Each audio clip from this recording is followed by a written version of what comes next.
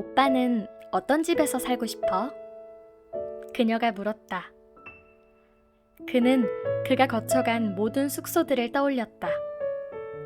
어떤 곳은 겨울에 시원하고 여름엔 따뜻한 곳이었고, 어떤 곳은 사시사철 냉수만 잘 나오던 곳도 있었다.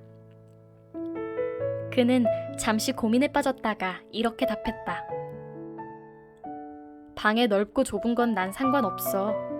그냥 따뜻하고 시원하고 온수 잘 나오는 곳. 그거면 돼. 그녀의 표정에서 약간의 아쉬움이 묻어났다. 낭만적이고 로맨틱한 말을 기대했지만 너무 현실적인 답변에 아쉽다는 표정이었다. 난 마당이 있는 집이었으면 좋겠어. 개를 키워도 되고 꽃도 심어도 되고, 집 문을 열기 전에 알록달록 예쁘게 핀 꽃들이 가장 먼저 반겨주는 집.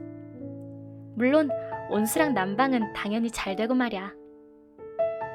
그녀의 섬세한 꿈이 돌연 떠올랐던 때는 2계절이 지난 2월의 겨울의 어느 날이었다. 그는 지난 6개월간 모았던 돈으로 자취를 결심하고 서울 여기저기를 쏘다니며 괜찮은 방을 구하고 있던 참이었다. 3일 동안 버스와 지하철을 이용하며 이곳저곳 둘러보면서 깨달은 것은 그가 지금까지 기본적인 집의 기준이라고 생각했던 것이 사실은 터무니없이 높은 기준이라는 것이다. 3군데 정도가 따뜻한 물이 시냇물 마냥 졸졸 나왔고, 그중 2곳은 흙탕물이 함께 흘러나왔다. 또 다른 2군데는 방은 넓었지만 벽지에 곰팡이가 잔뜩 쓸어 있었고, 한 곳은 창문 유리에 문풍지 대신 테이프를 붙여놓은 탓에 바람이 숭숭 들어왔다. 난방 잘 되고 온수만 잘 나오면 되는 집은 지극히 희귀한 골동품이었던 것이다. 그렇게 마지막 날, 이 2가지에 적합한 집을 찾아냈고 3일 동안의 여정에 지친 그는 누가 뺏어갈세라 이튿날 곧바로 계약해버렸다. 방은 2개에 널찍하고 화장실에 들어갈 땐 계단 2칸을 올라가야 하지만 강력한 온수가 나오는 따뜻한 반지하였다. 예전 입주자는 개 2마리를 키우던 직장인이었다. 계약하기 전 분명 청소를 부탁했고 며칠 뒤 청소기 한번 돌렸다는 문자까지 받았다. 잠깐 확인차 들렀을 때 그가 정말 청소기만 한번 돌리고 갔다는 것을 깨달았다. 문틈 구석구석엔 개털이 잔뜩 끼어 있었고 벽지는 군데군데 노란 단풍이 물들어 있었다.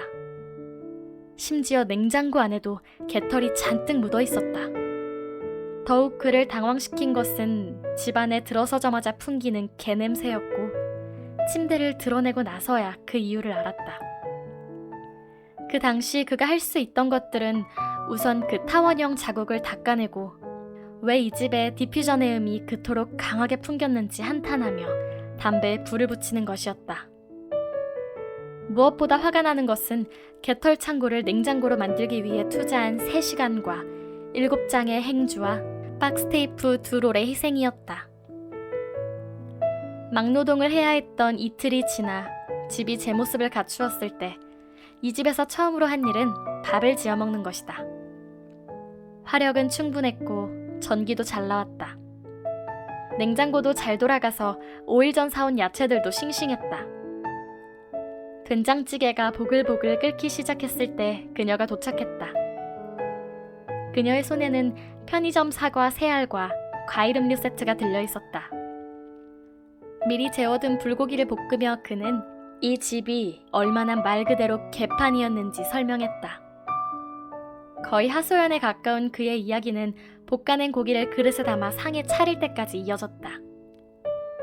그녀는 고생했다며 머리를 쓰다듬고는 말했다. 솔직히 조금 걱정했어. 아무리 숙소 생활을 많이 했다곤 하지만 그곳은 이미 누군가 다녀간 중간 지점이었잖아. 혼자 계약부터 적응까지 처음부터 시작해야 하는데 잘할 수 있을지 걱정됐거든. 그래서 이 집은 마음에 들어? 이틀 동안 공들인 결과 집은 처음에 비해 많이 바뀌었다. 푹신한 침대에서 일어나 따뜻한 물에 아침을 시작할 수 있는 집. 삼시세끼 반찬거리를 수월하게 만들 수 있는 주방이 있는 집. 가끔씩 친구와 연인과 함께 술 한잔 기울일 수 있는 따뜻한 집. 훗날 너와 내가 편안히 웃고 떠들 수 있는 집. 그가 원하는 집의 기준은 이제 이거면 됐다. 여기서 그와 그녀는 행복할 수 있을 것이다.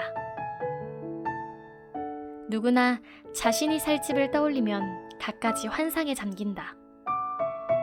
온수와 난방은 기본이요. 꽃과 잔디가 심어진 넓은 마당이나 커튼을 젖히면 저 멀리 빛나는 밤하늘이 보이는 야경.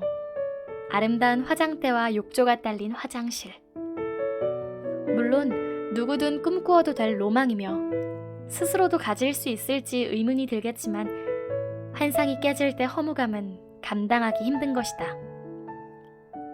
저기 나열한 것 중 하나라도 가지기 위해서라면 부모님이 대기업 간부이던가 로또에 당첨이 된다던가 아니면 죽을 때까지 숨만 쉬며 살아야 할지도 모른다. 어쩌면 우리는 가장 중요한 것을 놓치고 있던 것 아닐까? 내가 어디에 사느냐보다 내가 누구와 사느냐가 중요하다는 것. 그것이 우리를 행복에 한 발짝 가까이 다가가게 하는 것을 말이다.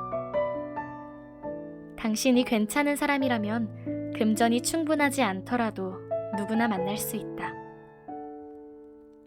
집은 돈으로 사지만 사람은 마음으로 사는 것이니까. 또한 인생은 멀리서 보면 돈으로 살지만 가까이선 마음으로 살지 않던가. 집을 지을 때 자리부터 고르듯 우리도 같이 살 사람을 먼저 골라야 한다. 조급하게 생각하지 말자. 당신과 함께할 사람은 당신이 어디에 살든 행복할 것이다. 그곳이 어디든 그 사람도 분명 마음에 들 것이다.